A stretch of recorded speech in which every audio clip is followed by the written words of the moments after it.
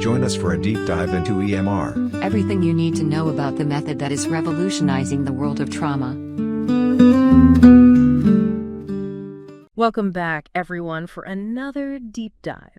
This time, we're diving into something I find really intriguing. EMR therapy. EMR therapy? Yeah. It's eye movement release therapy. Okay. And you know how everyone's always talking about EMDR? This seems to be like its close cousin, but maybe even like a little more mysterious. Interesting. I've heard whispers about EMR, but haven't really dug in yet. What's got you so curious? It seems like they're making a big deal about treating trauma without reliving the actual traumatic events. That's the content-free approach they keep emphasizing. Content-free. Now that is interesting, especially if you consider how much EMDR focuses on processing specific traumatic memories, going right back to those difficult experiences. Right.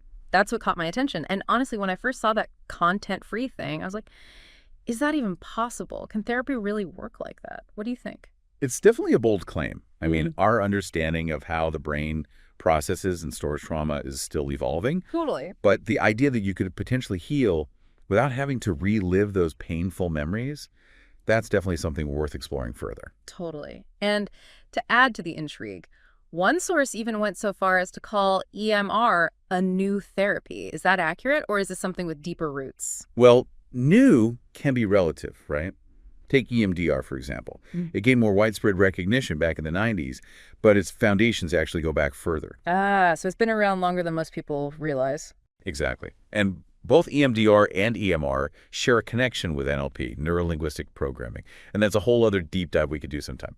But the point is, therapies are always evolving, building on earlier ideas. So how does EMR claim to actually work? It sounds almost too good to be true, you know? Like just move your eyes and poof, trauma gone. Right, like some kind of magic trick. Exactly. So what are they saying about the mechanism?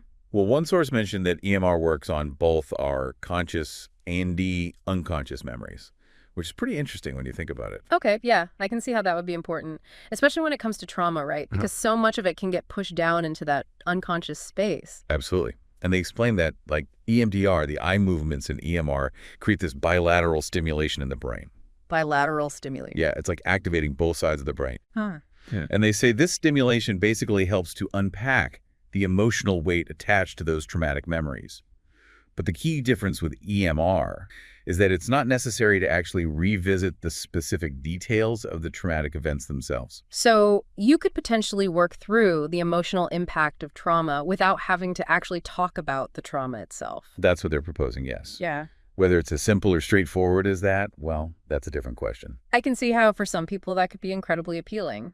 Like, if the thought of having to relive those experiences in therapy feels too overwhelming. Exactly. That's what I was thinking. It could be a gentler approach for those who find traditional trauma therapy too intense. Right. Like, I want to heal, but I'm not ready to dig into all that just yet. Yeah, precisely.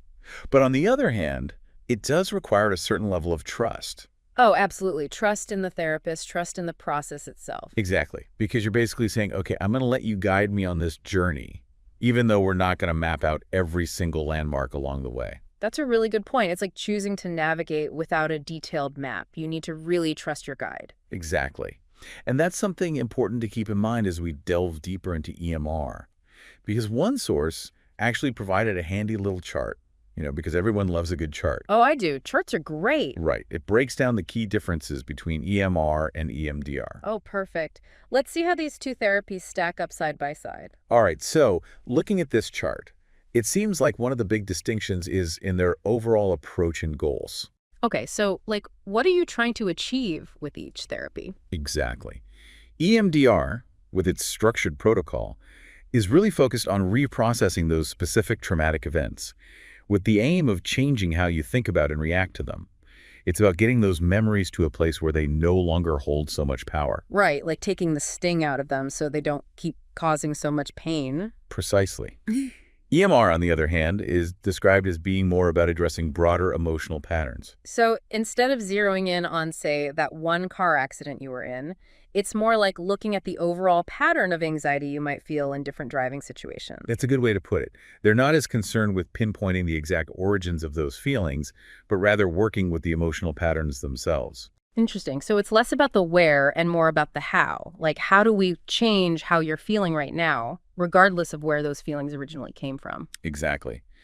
And that difference in approach, I think, really speaks to the whole content-free aspect of EMR that we were talking about earlier. Right. Because if you're not focused on the specific details of the trauma, then it makes sense that you wouldn't necessarily need to talk about them in therapy. Precisely. What about the science behind EMR? One of the sources goes into some detail about the neuroscience, talking about the amygdala, the prefrontal cortex. So are they onto something, or is this more like hype? Well, the concepts they're talking about are real. The amygdala, for example, that's a part of the brain that plays a big role in processing emotions, especially fear and anxiety. Oh, yeah, I remember that from psych class. And then you've got the prefrontal cortex, which is involved in more complex functions like decision-making and emotional regulation. Okay, so those are definitely important for dealing with trauma.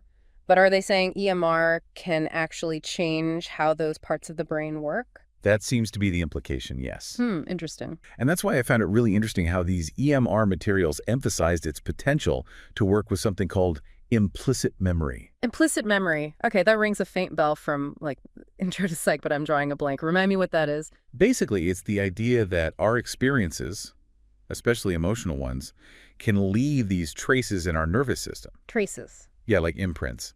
Even if we don't have conscious memories of those experiences, our bodies still kind of hold on to them. It's like when you smell a certain perfume. Oh, and it brings back this rush of memories, even though you can't quite place where you smelled it before. Exactly. Or like a certain song comes on the radio. And you get hit with this wave of sadness, even though you don't remember why that song makes you feel that way. Precisely. Those are often examples of implicit memory at work. Okay, so how does that tie into what EMR... Think about someone who's been in a car accident, for example, but they can't consciously remember the details of what happened. I can see how that could happen with trauma. Right.